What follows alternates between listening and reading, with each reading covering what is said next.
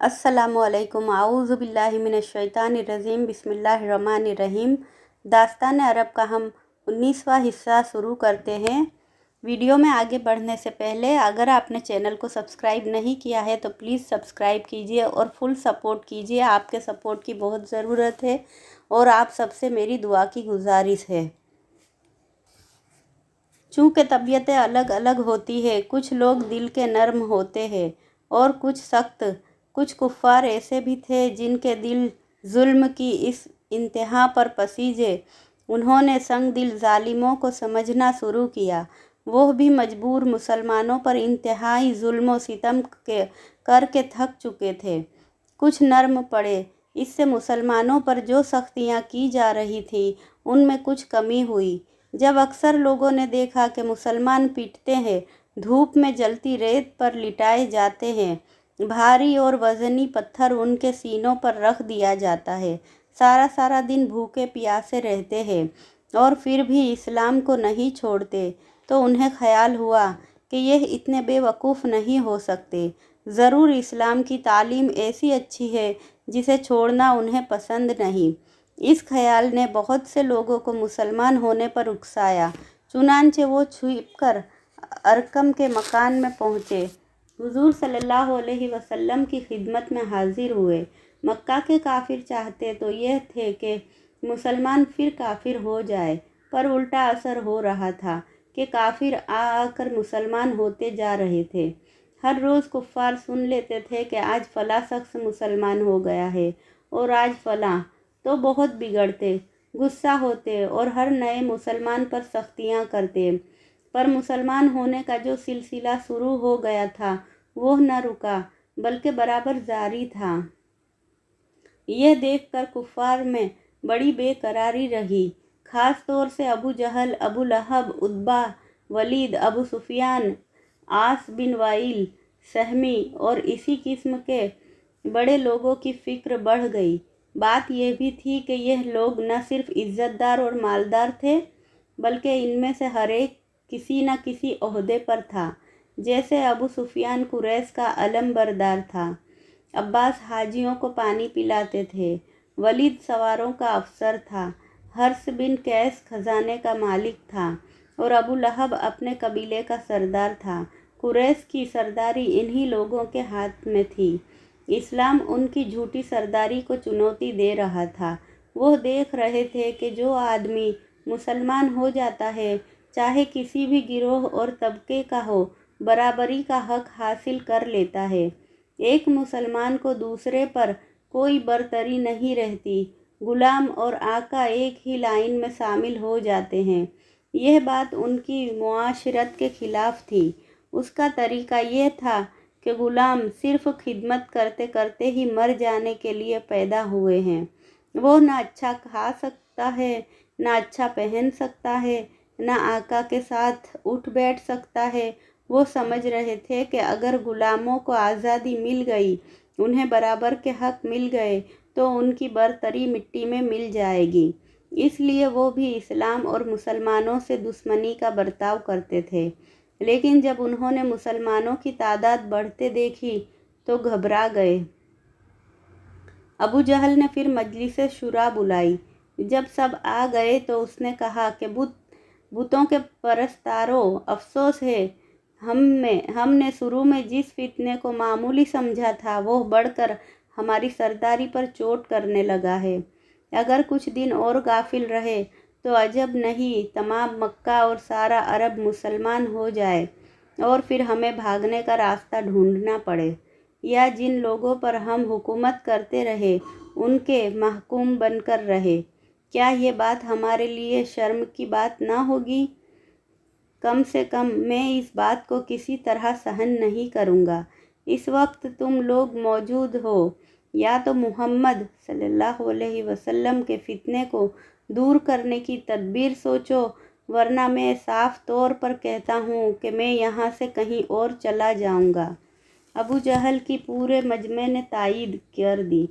अबू जहल ने कहा, मुझे हैरत है कि मुहम्मद सल्लल्लाहु अलैहि वसल्लम लोगों पर क्या जादू करता है, नाउज़ुबिल्लाह, کہ وہ 1000 ستم سہنے پر بھی اسلام سے نہیں پھرتے۔ ولید نے کہا، اصل میں وہ بڑا جادوگر ہے۔ جو آدمی اس سے ایک بار بات کرتا ہے اسی پر موہت ہو جاتا ہے۔ عتبہ بہت علم والا تھا، اسے اپنی زبان دانی پر بڑا ناز تھا۔ اس نے کہا، میرے خیال میں وہ کرسی کا بھوکا ہے، اس لیے اس میں قوم میں فتنہ پیدا کر رکھا ہے۔ ابو لہب بولا، اگر وہ کرسی چاہتا ہے تو یا دولت چاہتا ہے یا کسی عورت پر عاشق ہے تو وہ جو چاہے اسے دے دو، ابھی تو اس فتنے کو کسی نہ کسی طرح دبا دینا مناسب ہے۔ آس نے مونچھوں پر تاؤ دے کر کہا، ہرگز نہیں، اسے کچھ بھی نہیں دیا جا سکتا۔ اگر آج ہم اس سے روب کھا کر جو مانگے دے دیں تو کل کوئی اور اٹھ کھڑا ہوگا اور پرسوں کوئی اور۔ سوچو، اس طرح سے ہم کس کس کو اور کیا کیا دیتے رہیں گے۔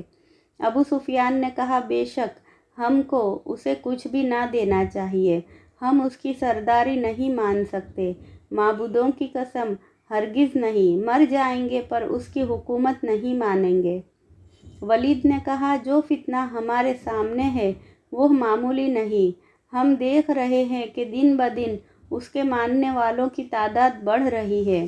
ہم نے ان پر سختیاں کر کے دیکھ لیا، کچھ نتیجہ نہیں نکلا، بہتر یہی ہے کہ جو وہ مانگے دے دیا جائے۔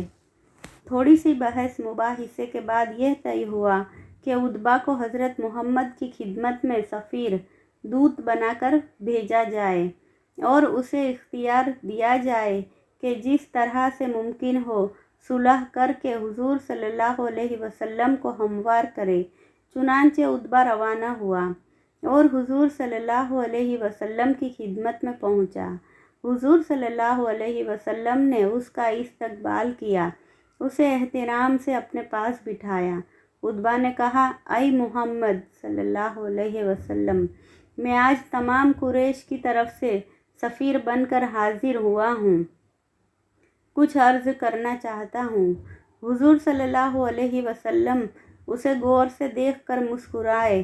آپ نے کہا، کہو عتبہ، کیا کہنا چاہتے ہو؟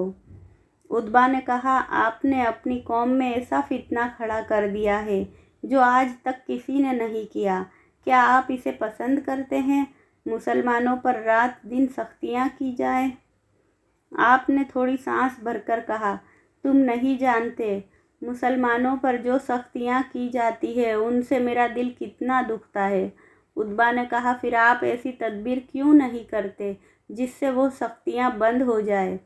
حضور صلی اللہ علیہ وسلم نے فرمایا، میں کیا تدبیر کر سکتا ہوں؟ خدا کی مصلحت میں کوئی دم نہیں مار سکتا۔ عتبہ نے برا سا منہ بنا کر کہا، خدا کا نام نہ لو، سارا فتنہ اس خدا کے نام کا ہی ہے۔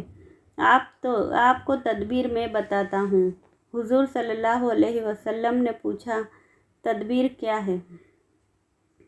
عتبہ نے کہا، آپ کو تمام قریش اپنا سردار بنانے کو تیار ہے، آپ مکہ کے بادشاہ بن جائے، تمام خزانہ، ساری فوج آپ کی ماتحتی میں دے دی جائے گی، جس عورت یا جس لڑکی سے آپ کہیں گے آپ کی شادی کر دی جائے گی، اس منصب کو قبول کر لیجئے۔